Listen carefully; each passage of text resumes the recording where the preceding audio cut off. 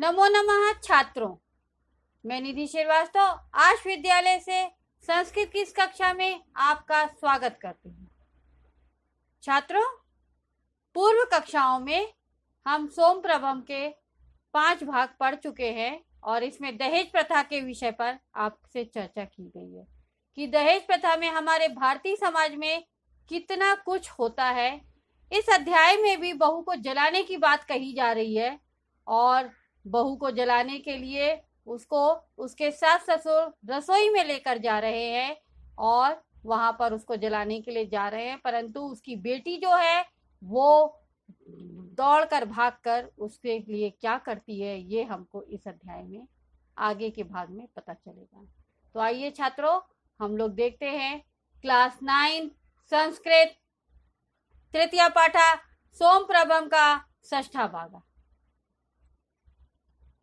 प्रस्तुत पाठ में हिंदी भाषा में आज शब्दार्थ, संधि विच्छेद और प्रश्नोत्तर पर हमने प्रकाश डाला है। छात्रों, पूर्व कक्षा में हमने आपको बताया था कि नेपथ्य में गीत गाया जा रहा है। तो देखिए, ये गीत एक श्लोक के माध्यम से है और वो श्लोक कैसे गाया जा रहा है। क्षणे क्षणे प्रवर्धते धनाय हिंसता खलै विलोप्यते अति निर्दयम् च जंतुर्भि मनुष्यता विभाजितम जगद्विधा निहन्ते च घातकै रति दैन्यमागत तास्ति साधुता मनुष्य। ठीक है, क्या बोल रहे हैं कि क्षणे क्षणे प्रवर्धते। ठीक है, तो आइए इस श्लोक को हमने पूर्व की कक्षाओं में पढ़ा हुआ है कि श्लोक का हमको सरलात करने के लिए हमेशा अन्वय करना पड़ता है और अन्वय का अर्थ है कर्ता, कर्म और क्रिया को उनकी विभक्तियों के और विशेषण के साथ में एक लाइन में सुनियोजित करना।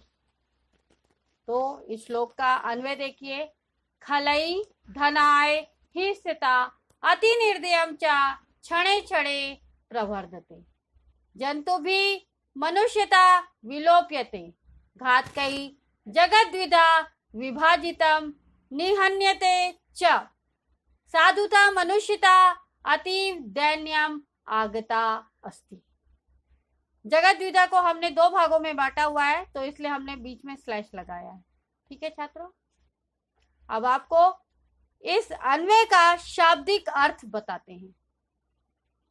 तो खलै का अर्थ होता है दुष्टों के द्वारा। खल यानी छल कपट, दुष्ट, तो दुष्टों के द्वारा। धनाय यानी धन के लिए। हिंसा यानी हिंसा। अति निर्दयम यानी अत्यधिक निर्दयता। ठीक है, फिर च यानी और, क्षणे क्षणे यानी हर समय, हर पल। प्रवर्धते यानी बढ़ती जा रही है। जंतु भी जंतुओं के द्वारा।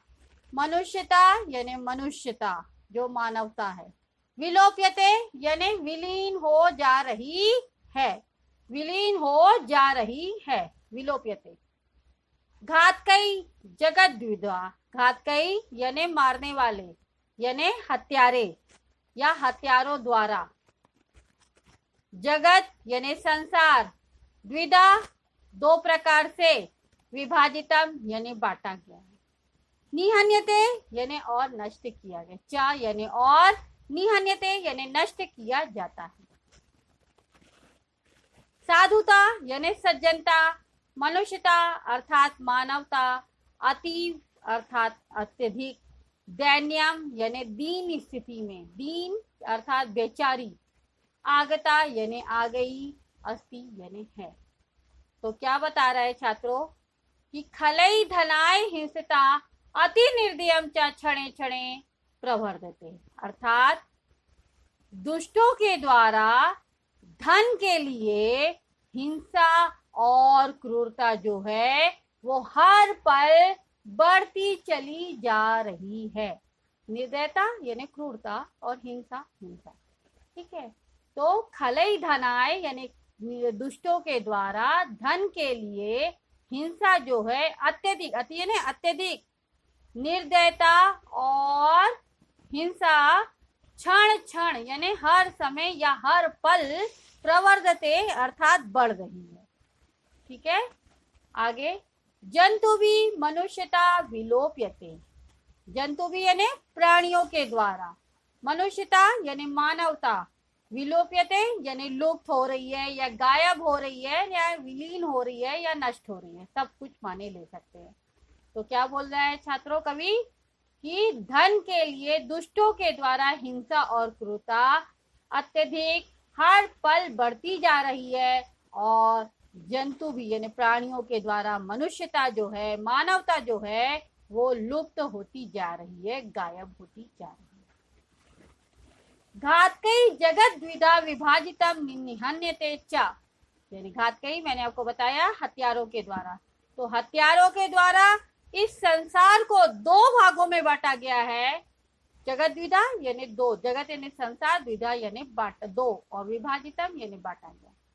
तो हथियारों के द्वारा इस संसार को दो भागों में बांटा गया है और नष्ट भी किया गया। साधुता मनुष्यता अति दैन्यमागता अस्ति, यानी सज्जनता और मानवता जो है वो अत्यधिक दीनहीन यानी दीनता की स्थिति में आ गई हैं या प्राप्त हो रही हैं। आगता अस्ति यानी प्राप्त हो रही हैं भी ले सकते हैं और आ गई हैं ले सकते हैं। ठीक है छात्रों, तो आप शब्दार्थ देख लीजिए। खलई दुष्टों के द्वारा, प्रवर्धते बढ़ रही है, जंतु भी प्राणियों के द्वारा, अतीव यानी अत्यधिक, साधुता यानी सज्जनता, दैन्यम दीनता को, घातकई हथियारों द्वारा।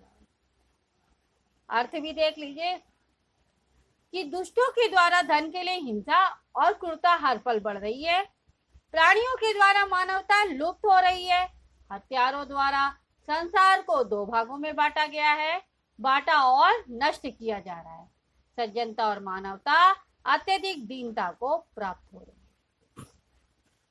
नाउ इस श्लोक का भाषिक कार्य हम देखते हैं छात्रों। खलई यानी दुष्टों के द्वारा, धनाय हिंसा अति निर्दयम च क्षणे क्षणे प्रवर्धते। तो खलई क्या है?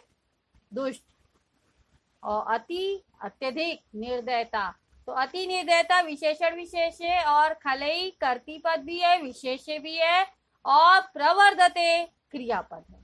ठीक है, क्षणे क्षणे प्रवर्धते यानी प्रवर्धते क्रियापद। जंतु भी मनुष्यता विलोप्यते, तो यहाँ पर क्या है?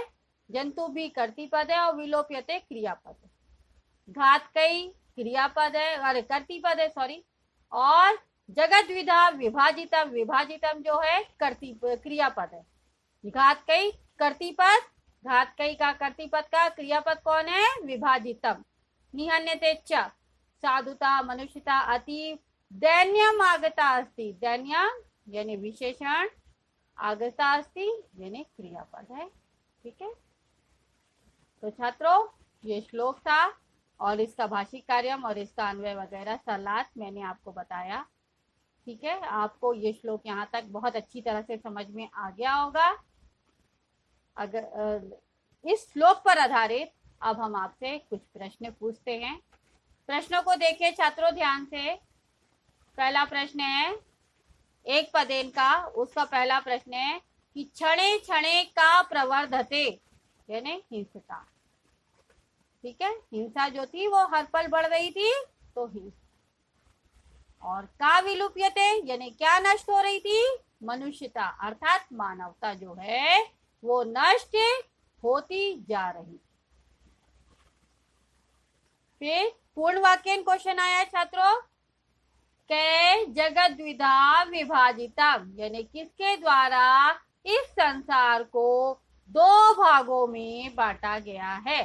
किसके द्वारा बांटा गया छात्रों? हथियारों के द्वारा। तो आंसर क्या आएगा? घातकई जगत द्विधा विभाजितम।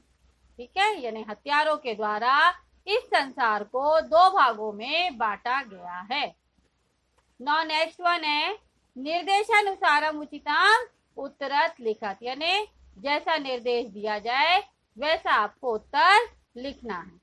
ठीक है, नौ पहला क्वेश्चन देखिए, अतीव दैन्यम अन्योपद्यो पदे विशेषणम पदम किम, यानी अतीव दैन्यम ये दो वर्ड है, इसमें यहाँ पर कौन सा शब्द एडजेक्टिव है ये आपको बताना है। विशेषण मीन्स एडजेक्टिव। तो क्या है छात्रों? अतीव। अतीव यानी अत्यधिक।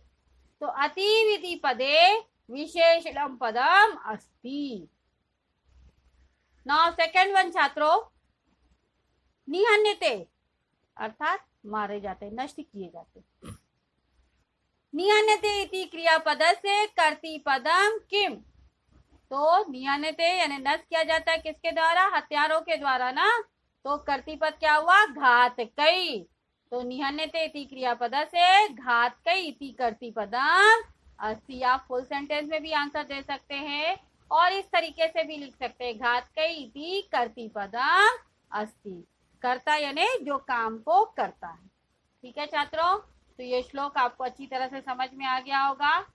छात्रों, आज के श्लोक में आपने पढ़ा कि दुष्टों के द्वारा धन के लिए लड़ाई झगड़ा बहुत दिन पर दिन बढ़ते जा रहा है और मानवता एकदम समाप्त हो गई है, और इन्हीं हत्यारों ने इस संसार को दो भागों में बांटा हुआ है, और हमारी जो सज्जनता और मानवता है ये कहीं जाकर गायब हो गई है, विलीन हो गई है, समाप्त हो गई है। ठीक है, तो ऐसा यहाँ पर उस श्लोक को, उस बहू को जिसको जलाया जा रहा है, उसके लिए ये नेपथ्य में पर्दे के पीछे से ये श्लोक गाया जा रहा है। ठीक है छात्रों, तो अगर आपको यहाँ पर कोई भी डाउट है श्लोक में, तो आप आश विद्यालय के ऐप को लाइक करके क्वेरी में जाकर अपना डाउट पूछ सकते हैं। मैं आपका डाउट जल्द से जल्द क्लियर करूंगी। तब तक के लिए धन्यवाद। नमो नमः छात्रों।